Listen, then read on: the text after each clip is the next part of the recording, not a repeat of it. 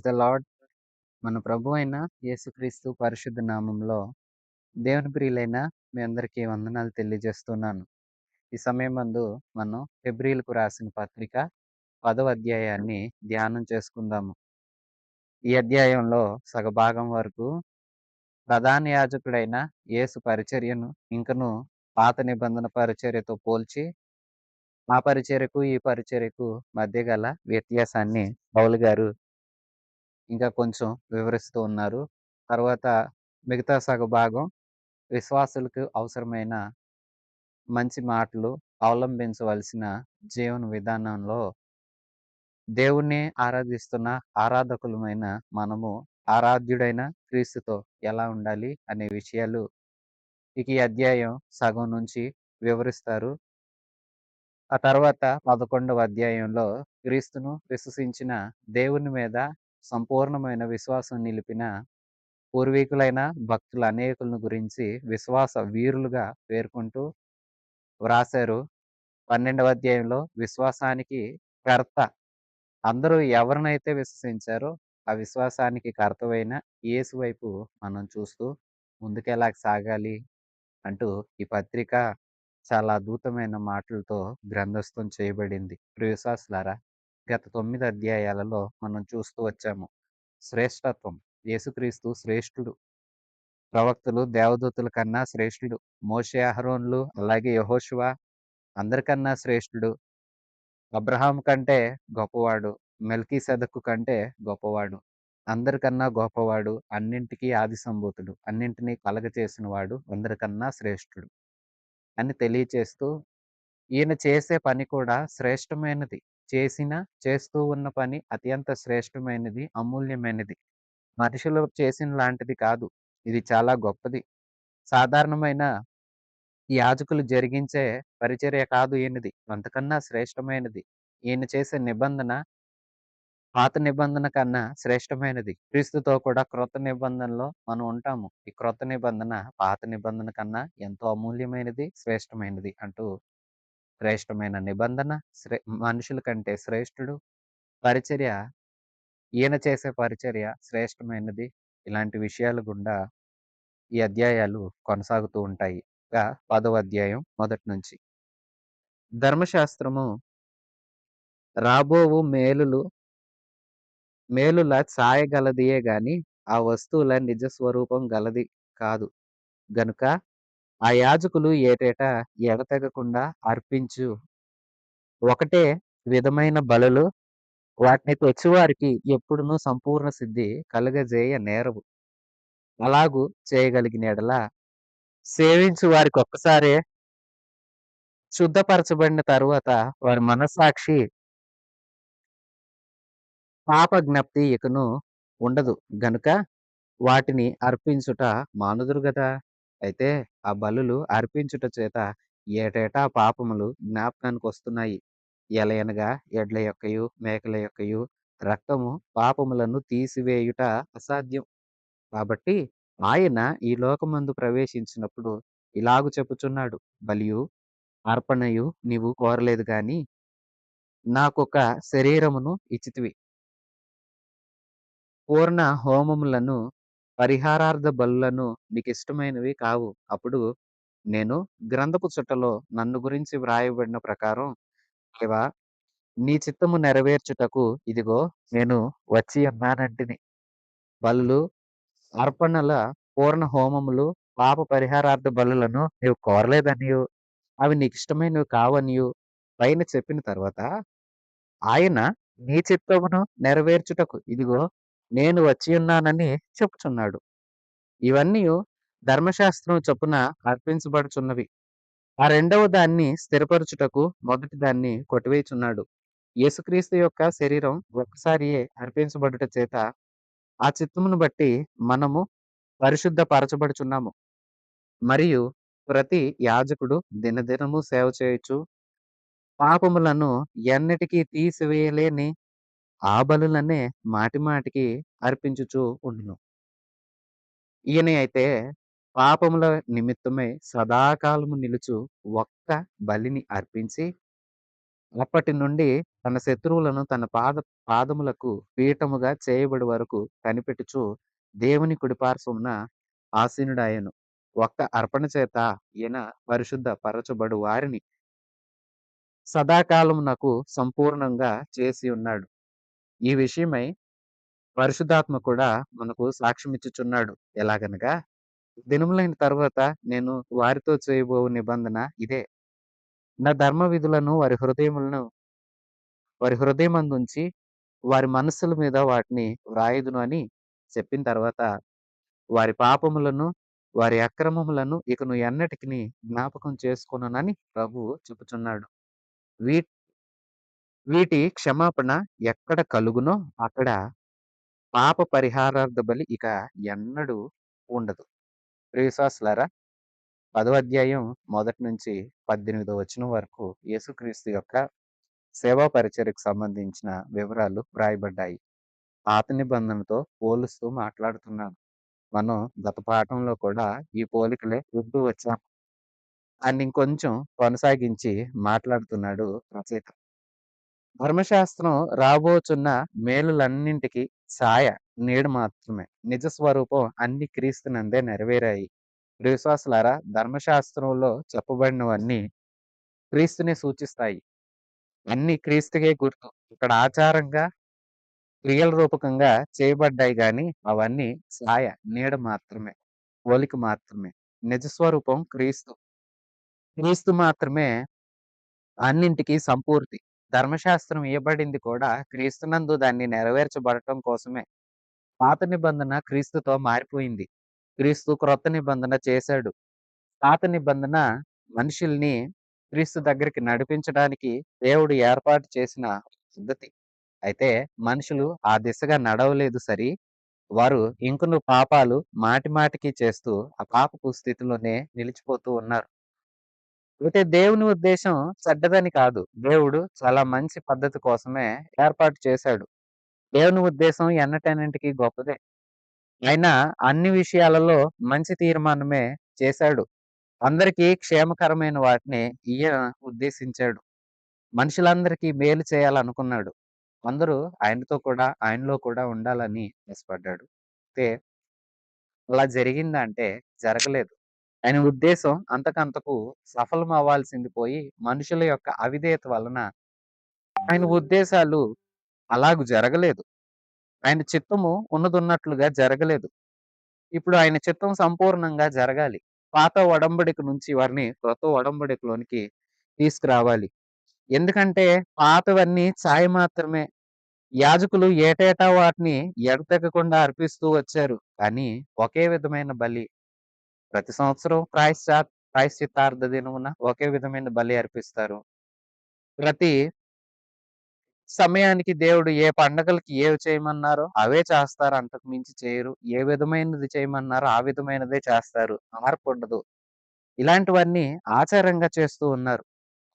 అలాగూ చేస్తూ వచ్చిన వల్ల వాళ్ళ మనస్సుకి బలులు అర్పిస్తున్నారు గానీ, మనస్సుకి శుద్ధి కలగట్లేదు. పరిశుద్ధత రావట్లేదు. మనస్సాక్షి పాపాలను జ్ఞాపకం చేస్తూనే ఉంది. పాపాలు ఒప్పుకున్నాము, విడిచిపెట్టామంటే ఇక వాటి విషయంలో మనం చేయకూడదు. మనము మర్చిపోవాలి. దేవుడు కూడా వాటిని మర్చిపోతాడు. అయితే దేవుడు మార్చిన, నూతనపరిచిన జీవితాన్ని సాక్షార్థంగా అందరికీ చెప్పాలి. ప్రియ విశ్వాసులారా, కొందరు సాక్ష్యం చెప్పమంటే చెప్తారు. ఏమంటే వాళ్ళెంత దౌర్భాగ్యంగా నడుచుకున్నారో అవే 100 సార్లు చెప్తారు. ప్రియ విశ్వాసులారా, సాక్ష్యం అంటే అక్షరార్థంగా దేవుణ్ణి మనం ప్రత్యక్షపరచాలి. దేవుని కోసం సాక్షిగా నిలిచి సాక్ష్యం చెప్తున్నామంటే, మారిన తర్వాత దేవుడు నీ జీవితంలో ఏ కార్యాలు చేశాడో అవి చెప్పాలి. మారు మనసుకు ముందు ఎన్నెన్నో జరిగాయి. వాటన్నింటిని మరలా 100 సార్లు చెప్పి ఆ పాపాలను గుర్తు చేసుకొని ఇలా కాదు. వీళ్ళు కూడా బలులు అర్పిస్తున్నారు. మరలా సంవత్సరం వచ్చిందంటే ఆ పాపాలన్నీ జ్ఞాపకం వస్తున్నాయి. మరలా బలి అర్పిస్తున్నారంటే గతమంతా జ్ఞాపకం వస్తుంది. వీళ్ళకు మనసుకు శుద్ధి రావట్లేదు. మార్పు శరీరానుసారంగా ఏదో క్రియల రూపకంగా చేస్తున్నారు గానీ సంపూర్ణ మార్పు రావటం లేదు. మార్పు రావాలని ప్రభు ఉద్దేశించాడు. అయితే వాళ్ళకి మార్పు రాట్లేదు. ఆ బలులు అర్పించుట చేత ఏటేటా పాపాలను జ్ఞాపకం వస్తూనే ఉన్నాయి. అందుకే ఎడ్ల యొక్క, మేకల యొక్క రక్తము పాపాలను తీసివేయలేదు. అది అసాధ్యం. మరెందుకిచ్చాడు? అసాధ్యమైన పని దేవుడు అంటే, అన్నీ క్రీస్తుకు సాదృశ్యం. క్రీస్తునందు అన్నింటికి ఒక నెరవేర్పు వస్తుంది. చూడండి, కీర్తనల గ్రంథం 40 కీర్తన 6-8 వచనాల వరకు ఇక్కడ 10వ అధ్యాయం 5వ వచనం, 6, 7 వచనాలు అంటే, కీర్తనల గ్రంథంలో నుంచి 40వ కీర్తన 6వ వచనం నుంచి ఉన్న లేఖన భాగం ఇక్కడ 5వ వచనం నుంచి గ్రంథకర్త ప్రస్తావించి మాట్లాడుతున్నాడు. ఆయనే ఈ లోకంలో ప్రవేశించినప్పుడు ఇలాగ చెప్పుచున్నాడు. బలి అర్పణ నీవు కోరలేదు, కానీ నాకొక శరీరం ఇచ్చావు. ఇవి యేసుక్రీస్తుని గురించి పలకబడ్డ మాటలు. అక్షరార్థంగా క్రీస్తు ద్వారా అన్నీ జరిగాయి. పూర్ణ హోమము, పాప పరిహారార్థ బలి నీకిష్టమైనవి కావు. దేవుడికిష్టం లేదంట. అలాగే దేవుడవి కోరలేదంట. 1 కోరలేదు, 2 ఇష్టం లేదు. కోరనప్పుడు, ఇష్టం లేనప్పుడు ఎందుకిచ్చాడవి? ఎందుకిచ్చాడంటే వాటన్నింటిని నెరవేర్చడం కోసం. సంపూర్ణ సిద్ధి అవి కలగచేయాలి. మనిషికి దేవుడు వ్యవస్థను ఏర్పాటు చేసింది. ఆ బలి వ్యవస్థ, పాత నిబంధన పద్ధతులన్నీ ఏర్పాటు చేసింది. ప్రజలు తనకు భయపడి, తనకు దగ్గరవ్వి సంపూర్ణులవుతారని ప్రభువు ఆశించాడు గాని, కాలక్రమేణా వారు వాటిని అలక్ష్యం చేస్తూ వచ్చారు. సంపూర్ణత దిశగా సాగట్లేదు. మంచి మార్గాల గుండా వారు నడిపించబడట్లేదు. ప్రియ విశ్వాసులారా, దేవుని ఉద్దేశం మంచిదే. దేవుడు కోరింది మంచిదే. ఆయన బలి ఆశించలా. బలి ఇస్తున్న మనిషిలో మార్పు ఆశించాడు. అర్థమైందా? బలి ఆశించలా. కోడెని తీసుకొని రండి, మేకని తీసుకొని రండి, లేదంటే గోవునో, పావురాన్నో, ఎడ్లనో తీసుకొని రండి, నాకివ్వండి, నేను సంతోషిస్తాను. బలుల్లో సంతోషం లేదు ప్రభువుకి. మార్పు లేకుండా ఎన్ని బలులిస్తే ఏం లాభం? ప్రియ విశ్వాసులారా, మార్పు కొంచెమైనా లేదు గాని, దేవునిలో ఉన్నాను, దేవుణ్ణి అనుసరిస్తున్నాను అని గంటలు గంటలు చెప్పినంత మాత్రాన ఉపయోగం ఏంటి? క్రియల్లో మార్పు రాకుండా దేవుణ్ణి నమ్మామని బాప్తీసం తీసుకున్నంత మాత్రాన ప్రయోజనం ఏంటి? అది శిక్షకే కారణం కదా! క్రియల్లో మార్పుండదు. దేవునితో సమాధానపడి, పశ్చాత్తాపపడిన హృదయానుభూతి ఉండదు గానీ, ప్రభురాత్రి భోజన సంస్కారంలో కూడా పాలు పంచుకున్నంత మాత్రం చేత ఉపయోగమేంటి? ఇవన్నీ శిక్షకు కదా కారణాలవుతున్నాయి. దేవుడు బలిని కోరలా. బలి వెనకాల మనిషి మార్పును కోరాడు. పాపం నుంచి ఇక ఆ మనిషి విడుదలవ్వి ప్రశాంతతతో జీవించాలని కోరుకున్నాడు. అయితే సంపూర్ణంగా క్రీస్తునే ఒక పాప పరిహారార్థ బలిగా నియమించి అందరి పాపాల కోసం రక్షణలు చేయడానికి నియమించబడిన వాడు క్రీస్తే. కానీ ఈలోపే ధర్మశాస్త్రం ఇలాగ కోడెలు, మేకల యొక్క రక్తం చిందించే పద్ధతి ఎందుకిచ్చాడంటే, మనుషుల్లో మార్పు రావాలని. ఇవన్నీ క్రీస్తును సూచిస్తూ ఒకానొక దినాన క్రీస్తు స్థానమందు మన కోసం బలి అవ్వటం చేత మనందరం శుద్ధి చేయబడి సంపూర్ణ స్థితి పొందుకొని యేసులో నిలిచి యేసు ద్వారా అంగీకరించబడతామని ఆశపడ్డాడు దేవుడు. అయితే ఉద్దేశం ఉండట్లేదిప్పుడు. ఆచారం మిగిలిపోయింది. ఇప్పుడు యేసుక్రీస్తు యొక్క కాలం సంపూర్ణమైనప్పుడు ఆయన వచ్చాడు. ఇప్పుడు నేను గ్రంథపు చుట్టలో నన్ను గురించి వ్రాయబడిన ప్రకారం, దేవా నీ చిత్తం నెరవేర్చుటకు ఇదిగో నేను వచ్చాను. నిజమే, ఈ మాట అక్షరార్థంగా క్రీస్తు గెత్సేమనే తోటలో పలికారు కదా! మనకు జ్ఞాపకం ఉంది కదా! ఆవేళ చివరి భోజనం చేసి శిష్యులకు ఇవ్వవలసిన మాటలన్నీ చెప్పి జాగ్రత్తలు తెలియచేసి వారు కీర్తన పాడుతూ ఒలీవల కొండకు వెళ్లారు. గెత్సేమనే తోటలో యేసు ప్రభు ప్రార్థన చేసుకోవడానికి అదిగో అల్లంత దూరాన వెళ్లారు. శిష్యులను కూడా ప్రార్థించమన్నాడు. శిష్యులైతే కునికి నిద్రిస్తూ ఉన్నారు. యేసు వెళ్లి ప్రార్థన చేస్తూ ఉన్నాడు. చాలా విజ్ఞాపనతో, మహారోదన, కన్నీళ్లు. తండ్రి నీ చిత్తమైతే ఇదిగో ఈ పాత్రను తొలగించు అన్నాడు. కానీ వెంటనే మరలా ప్రార్థన చేశాడు. అయ్యా అలా కాదు, నీ చిత్తం చేయడానికి నేనొచ్చాను. నీ చిత్తమే నా జీవితంలో జరగాలి. మరి అలాగెందుకు అడిగాడు? ఆయన మానవుడిగా ఒక విషయంగా అవన్నంతా చూస్తే భారంగా అనిపించింది. పైగా అందులో ఇంకో విషయం ఏంటంటే, అందరి పాపాలు ఈయన మీద ఎప్పుడైతే మోపబడతాయో, ఈయన తండ్రి దృష్టికి పాపపు ముద్దగా కనిపిస్తాడు కదా! అందుకే ఆ ఎడబాటు భరించలేక కొద్దిపాటి ఎడబాటు కూడా తండ్రితో ఉండటం ఇష్టం లేనివాడై, అదంతా ఎందుకు జరగాలి? జరగకుండా ఉంటే బావుండు కదా! అని ఆశించాడు గాని, స్పష్టంగా చెప్పాడు. నీ చిత్తమే జరగాలి. నేను నీ చిత్తమే చేస్తాను అని తను తానే సమర్పించుకున్నాడు ప్రభువైన యేసు. ప్రియ విశ్వాసులారా, బలులు, అర్పణలు, పూర్ణ హోమాలు, పాప పరిహారార్థ బలి దేవుడు కోరల. అవి నీకిష్టమైనవి కావని పైన చెప్పిన తర్వాత ఆయన నీ చిత్తం నెరవేర్చుటకు ఇదిగో నేనొచ్చానని చెప్తున్నాడు కదా! ఇవన్నీయు ధర్మశాస్త్రం చొప్పున అర్పించబడుచున్నవి. ఈ రెండవ దాన్ని స్థిరపరచుటకు మొదటి వాడిని కొట్టివేస్తున్నాడు. రెండో మాటేంటి? నీ చిత్తం జరగాలి.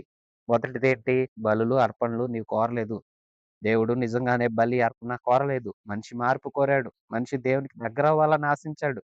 మనిషికి దేవునికి ఉన్న మధ్య ఉన్న దూరం తగ్గాలని ఆశించాడు.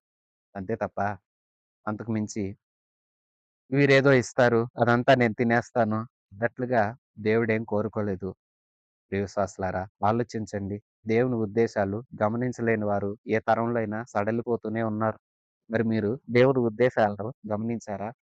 అలనాడు అన్ని క్రీస్తును సూచిస్తాయని, మనం దేవునికి దగ్గరవ్వాలని ఆశపడని పాత నిబంధన భక్తులలో అనేకులు చనిపోతూనే వచ్చారు కదా! కొందరు భక్తులే ఆ కాలంలో కూడా క్రీస్తుని విశ్వసించిన వారై విశ్వాస వీరులుగా నిలిచారు కదా! విశ్వాసులారా ఆలోచించండి. మరి మనం దేవుని ఉద్దేశాలను అర్థం చేసుకొని, ఆ దిశగా మన జీవనాన్ని కొనసాగిస్తూ ఉన్నామా? లేదంటే వ్యర్థంగా ఉన్నామా? యేసుక్రీస్తు యొక్క శరీరం ఒక్కసారి అర్పించబడింది. అందు నిమిత్తం ఆయన చిత్తాన్ని బట్టి మనము పరిశుద్ధపరచబడి ఉన్నాం. ఆ బలులు మనిషిని శుద్ధి కలగచేయలేకపోయాయి. ఆ బలులు పాత నిబంధన బలులు, జంతు బలులు మనిషి పాపాలు తీయలేకపోయాయి. మనిషిని పవిత్రంగా మార్చలేకపోయాయి. పవిత్రత భావన కలిగించలేదు సరికదా! వారి పాపాలు వారికి తరచుగా జ్ఞాపకం వస్తున్నాయి. కానీ యేసుక్రీస్తు అలా కాదు. మనందరి పాపాల కోసం మరణించాడు. ఒకేసారి తన్ను తానే బలిగా అర్పించుకున్నాడు. ఇప్పుడు పాపాల విషయంలో ఒకసారి ఒప్పుకుంటామంటే మన మనసు ప్రశాంతం అవుతుంది. ఎందుకంటే నీతి కలిగిన న్యాయాధిపతి, అమూల్యమైన రక్తాన్ని చిందించిన ప్రభువైన క్రీస్తు నీతిమంతుడు, సత్యవంతుడు. నిజంగా ఆయన మనల్ని క్షమించి పాపాల నుంచి మనల్ని విడిపిస్తాడు. మనలో ఆ అభద్రతా భావం, ఆ పాపపు ఆలోచనలు కూడా రాకుండా నూతన స్వభావాన్నిచ్చి, నూతన ఆలోచనలతో పరిశుద్ధతను కోరుకునే దిశగా, పరిశుద్ధులుగా జీవించే దిశగా తన ఆత్మ ద్వారా మనల్ని నడిపిస్తాడు. ఇందుకు దేవునికి స్తోత్రం. ప్రియ విశ్వాసులారా ఆలోచించండి. పాత నిబంధన భక్తులు బలులు చేశారు గాని, భావన మార్పు రాలేదు. వారిలో అపరాధ భావన సంపూర్ణంగా పోలేదు. ఇప్పుడు మనకై బలి అయిన యేసుక్రీస్తుని మనం చూస్తున్నాము. యేసుక్రీస్తు యొక్క శిలువ త్యాగాన్ని తలంచామంటే, ఆయన ప్రేమ మన గుండెల్లో నిండిపోతుంది. ఆయన త్యాగము, ఆయన శిలువనందు పడిన ప్రయాస, ఆయన కష్టమంతా మన కళ్ళు చెమ్మగిల్లేలా చేస్తుంది. చెమ్మగిల్లిన కళ్ళతో మన మనస్సు మెత్తనైపోతుంది. వెంటనే మన పాపాలు అన్నింటిని మనం ఒప్పుకొని పరిశుద్ధులుగా జీవించాలని ఆశిస్తాము. దేవునికి ఇష్టమైన పిల్లలంగా బ్రతకాలని ఉద్దేశిస్తాము. వ్యర్థమైనవన్నీ మన మధ్యలో నుండి పోతాయి. మంచివి మన వరసలోకి వస్తాయి. క్రీస్తునందే ఇది సాధ్యమవుతుంది. అలనాటి భక్తులకు సంపూర్ణ సిద్ధి లేదు. కానీ నేటి భక్తులైతే యేసు ద్వారా ప్రశాంతంగా, హాయిగా బ్రతుకుతూ ఉన్నారు. అన్నీ మర్చిపోగలుగుతున్నారు. ప్రతి కష్టమైనా సరే, నష్టమైనా సరే, శ్రమ, ఇరుకు, బాధ అయినా సరే ప్రశాంతంగా ఉండగలుగుతున్నారు. దైవ సహాయం మాకున్నదని ధైర్యంగా నమ్ముతున్నారు. ఎందుకంటే యేసుక్రీస్తు ద్వారా మనం పరిశుద్ధపరచబడుతున్నాం. యేసుక్రీస్తు ద్వారా తండ్రికి దగ్గరవుతున్నాం. యేసుక్రీస్తు ద్వారా సమాధాన స్థితిలోకొచ్చాం. పాపపు స్థితి నుంచి విడిపించబడ్డాం. నరక శిక్ష నుండి తప్పించుకోగలుగుతామంటే అందుకోసం త్యాగం చేసిన యేసుకే స్తోత్రం. యేసుకే యుగయుగాలు మహిమ. మనందరి కోసం ఆయన తన్ను తాను బలిగా అర్పించుకున్నాడు. ఒకేసారి ఈ బలి చెల్లించాడు. ఒకేసారి మనందరి పాపాల కోసం ఈయనే మనందరి కోసం యాగమైపోయాడు. ఈయనైతే పాపముల విషయమై సదాకాలం నిలుచు ఒకే బలిని అర్పించాడు. విశ్వాసులారా ఒకే బలి అర్పించాడు. ఒక్క అర్పణ చేత ఈయన పరిశుద్ధపరచబడిన వారిని సదాకాలం సంపూర్ణులుగా చేస్తున్నాడు. ఒకే అర్పణ ఇచ్చాడు. ఒకే అర్పణ ద్వారా మనల్ని పరిశుద్ధపరుస్తున్నాడు. ఆ ఒకే అర్పణ తన్ను తానే అర్పించుకొనటం ద్వారా సదాకాలం మనం సంపూర్ణ దిశగా వెళ్ళటానికంటే ఎదుగుతున్నాం మనం. పరిశుద్ధతలో నుంచి ఇంకా పరిశుద్ధతలోనికి ఎదుగుతున్నాం. దినదినం మార్పు నొందుతున్నాం. మనసు మారుతుంది. రూపాంతరం చెందుతున్నాం. రూపాంతరపు అనుభవాలు ప్రతిరోజు వస్తున్నాయి. ప్రతిరోజు మనం దేవునికి ఇష్టమైన పిల్లలుగా బ్రతకాలని ఎంతో ఆశిస్తున్నాం. అభివృద్ధి చెందుతున్నాం. మేలులు పొందుకోగలుగుతున్నామంటే ఇదంతా దేవుని కృప వల్లనే కదా! పరిశుద్ధాత్మ దేవుడు కూడా సాక్ష్యం ఇచ్చాడు. యేసుక్రీస్తు ప్రభు మన పక్షాన సింహాసనమందు ఆసీనుడై ఉన్నాడు. తన శత్రువులందరినీ ఆయన పాదాల క్రిందన తండ్రి నిలిపే వరకు కుడి పార్శ్వాన ఆసీనుడై ఉన్నాడు. మనందరి కోసం యాజకుడుగా ఉండి విజ్ఞాపన చేస్తూ ఉన్నాడు. ప్రియ విశ్వాసులారా, మరి క్షమాపణ పొందుకున్నామంటే ఎక్కడైతే క్షమాపణ కలిగిందో అక్కడిక పాప పరిహారార్థ బలి అవసరం లేదు. అపరాధ పరిహారార్థ బలి చెల్లించవలసిన అవసరం లేదు. ఒకేసారి బలి అయ్యాడు యేసు.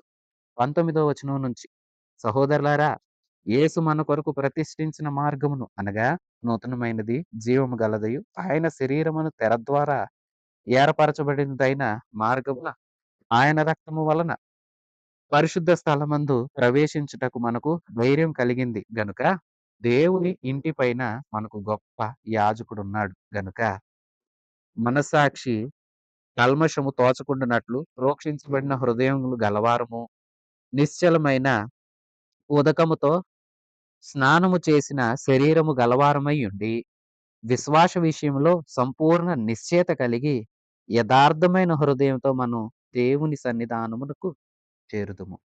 ప్రియ విశ్వాసులారా, ఇదిగో పాత మార్గం తొలగిపోయింది. పాత నిబంధన భక్తులకు అతి పరిశుద్ధ స్థలానికి చేరే మార్గం లేదు. దేవుని దగ్గరికి వారు రాలేకపోయారు. మధ్యలో యాజకులున్నారు.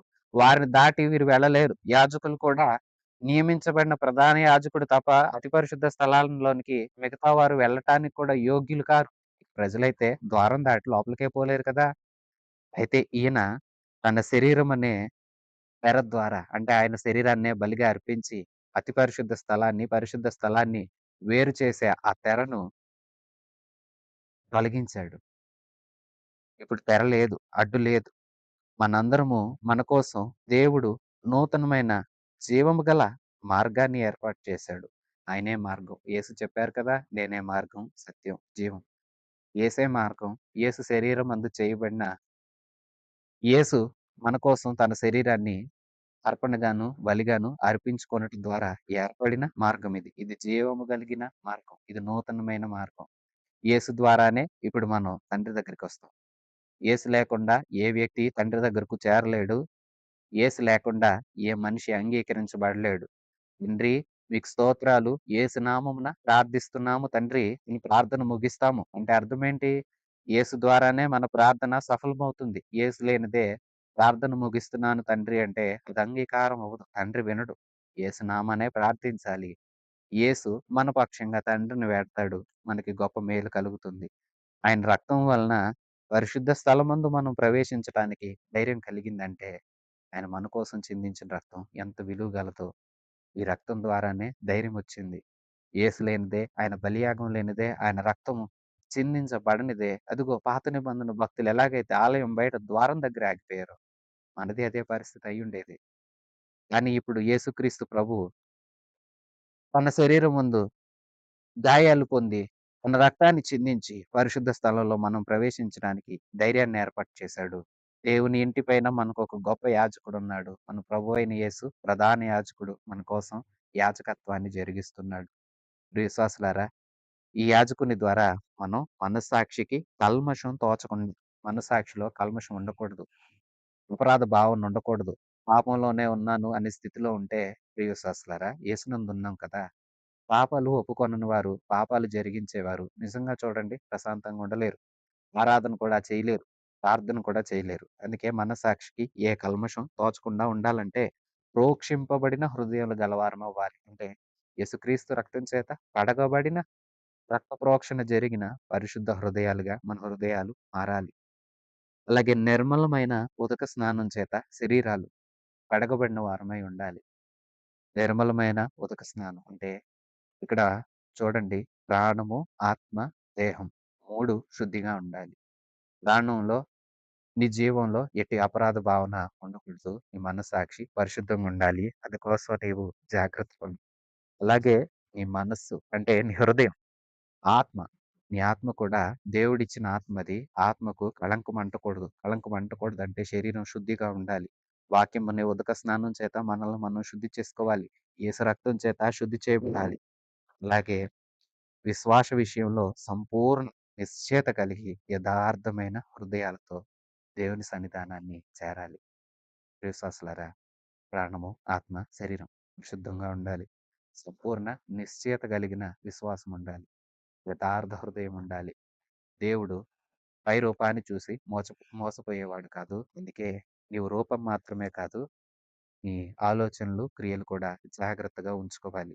క్రియలు చూస్తున్నాడు ప్రభువు జాగ్రత్త. నీ ఆలోచనలు కూడా ఆయన ఎరుగును. దేవుడిని మోసం చేయలేవు. కొందరు దేవుడిని మోసం చేయగలం అనుకున్నారు గానీ, వారి వేషాలు బట్టబయలైపోయాయి. సేవకుల ముందే వారి వేషాలు ఓడిపోయాయి. అలాంటిది దేవుడి ముందు మరెలాగా? ఎందుకంటే సేవకుల్లో ఉన్నదెవరు? దేవుడే.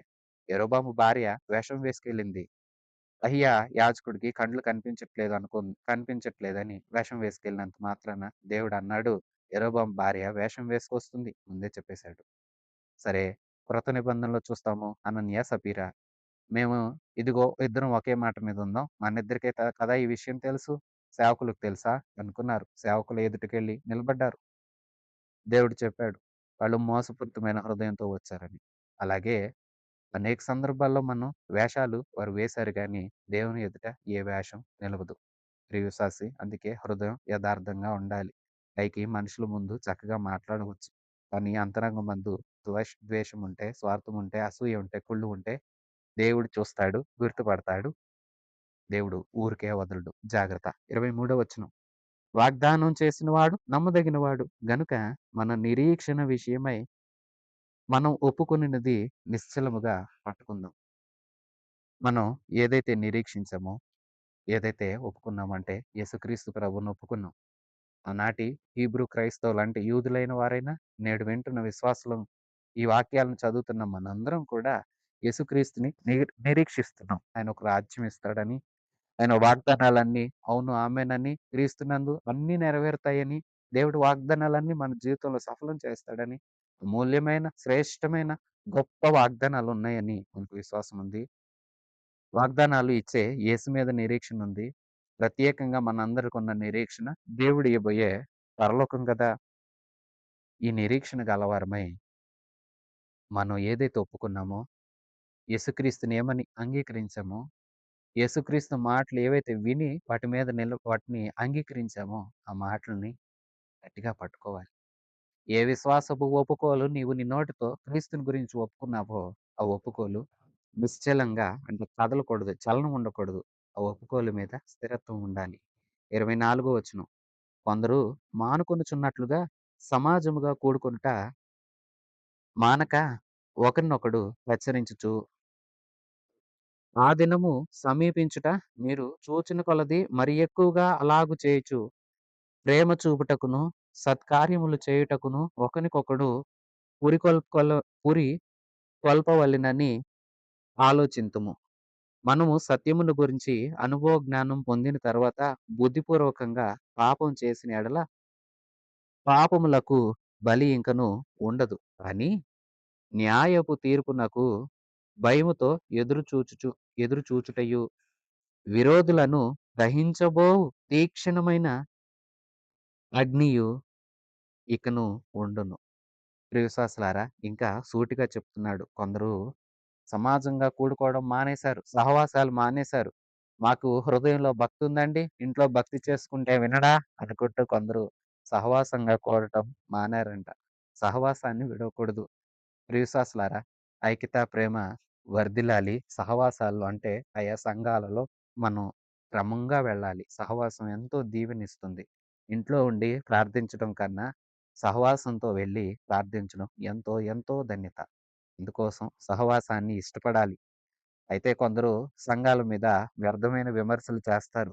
సంఘం దేవునిది. దేవుని సంఘం మీద విమర్శ చేయటం మంచిది కాదు. సంఘాన్ని గౌరవించాలి. సంఘ నాయకులను గౌరవించాలి. సహవాసాన్ని ప్రేమించాలి. మానుకోవద్దు.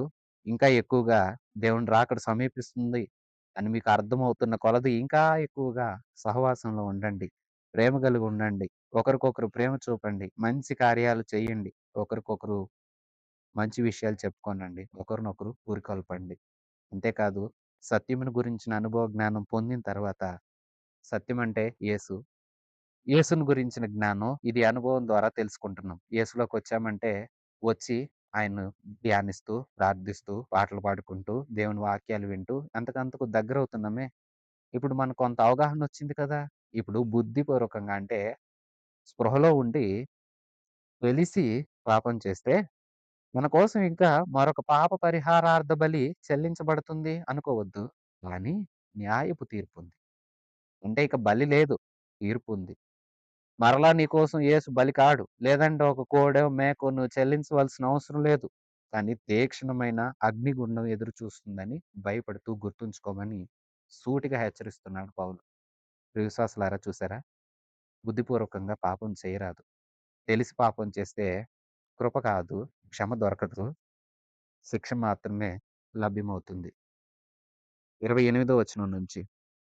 ఎవడైనను మోషే ధర్మశాస్త్రమును నిరాకరించిన యెడల ఇద్దరు ముగ్గురు సాక్షుల మాట మీద కనికరింపకుండా వారిని చంపుతారు.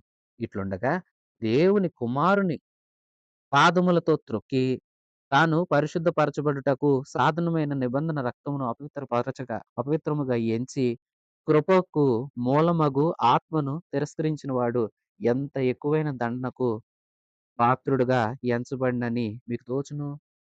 పగ తీర్చుట నా పని, నేనే ప్రతిఫలమిత్తునని మరియు ప్రభువు తన ప్రజలకు తీర్పు తీర్చుననియు చెప్పిన వానిని ఎరుగుదుం గదా! ఇంకా ఆ మాటను సమర్థిస్తూ పౌలు మాట్లాడుతున్నారు. బుద్ధిపూర్వకంగా తప్పు చేస్తే శిక్ష ఉంది జాగ్రత్త. దానికి మరలా పాప పరిహారార్థ బలి కాదు గానీ, నిత్యమైన అగ్నిగుండమే ఎదురు చూస్తుంది. మీకు ఒక విషయం జ్ఞాపకం చేయనా? మోషే ధర్మశాస్త్రంలో ఏదైనా ఎవరైనా మీరితే, ఇద్దరు ముగ్గురు సాక్షులు గనక ఆ అంశానికుంటే, అది స్థిరమైందంటే, తప్పు చేసిన వ్యక్తిని అందరి మధ్యలో నించోబెట్టి రాళ్ళతో కొట్టి చంపడం, అలాగా ఆ వ్యక్తిని మరణ శిక్షణకు మరణ శిక్ష వేయటానికి మీరు ముందుంటారు గదా! మీకు తెలుసు కదా! మరి ఎంత శ్రేష్ఠుడైన యేసుక్రీస్తు ప్రభువుని, ఆయన వాక్యాన్ని నిరాకరించి, ఆయన కృపను కాలదన్నుకుని వెళ్లి, ఆయన పరిశుద్ధ రక్తాన్ని అవమానపరిచి అంటే పాపం చేస్తున్నామంటే మనం ఎన్ని చేస్తున్నామో అర్థం చేసుకోనండి. ఒక వ్యక్తి పాపం చేస్తున్నాడంటే యేసుని నిరాకరిస్తున్నాడు. యేసు మాటలను గౌరవించట్లేదు. ఆయన అమూల్యమైన రక్తాన్ని తక్కువ చేస్తున్నాడు. ఆయన కృపకు ఆ వ్యక్తి దూరమవుతున్నాడు. ఇలాగుంటే దేవుడొకసారి పాత నిబంధనలో చెప్పాడు కదా! పగ తీర్చడం నా పని. ప్రతిఫలం నేనే ఇస్తాను. ప్రజలకు తీర్పు తీర్చేది నేనే అని చెప్పిన దేవుడి గురించి మీకు తెలుసు కదా! నేను కొత్తగా చెప్పాలా? 31 వచనం. జీవము గల దేవుని చేతిలో బయట పడుట భయంకరం. ప్రియ విశ్వాసులారా! సూటిగా చెప్తున్నాడు. అంటే మీరు మరలా వెనక్కెళ్తారా? వెనక్కెళ్ళకండి. కృపకు దూరం అవుతారా? దూరం కాకండి. మంచిగా ఉండండి. యేసుక్రీస్తు ప్రభువుని అలాగు తృణీకరిస్తే, తప్పు చేస్తే, బుద్ధిపూర్వకంగా పాపం చేస్తే దేవుడెందుకు ఊరుకుంటాడు? ఆయన ఊరుకోడు. ఆయనే ప్రతిఫలం ఇచ్చే దేవుడు. ప్రతి క్రియను పరిశీలిస్తాడు. ఆయన చేతిలో పడటం భయంకరం. అందుకే బుద్ధి తెచ్చుకున్న వారై సహవాసంగా కూడుకుంటూ, ఒకరికొకరు బుద్ధి చెప్పుకుంటూ, ఒకరినొకరు హెచ్చరించుకుంటూ మంచి మార్గంలో నడవండి. చెడు మార్గాన్ని విడవండి. అది మంచిది కాదు. 32వ వచనం.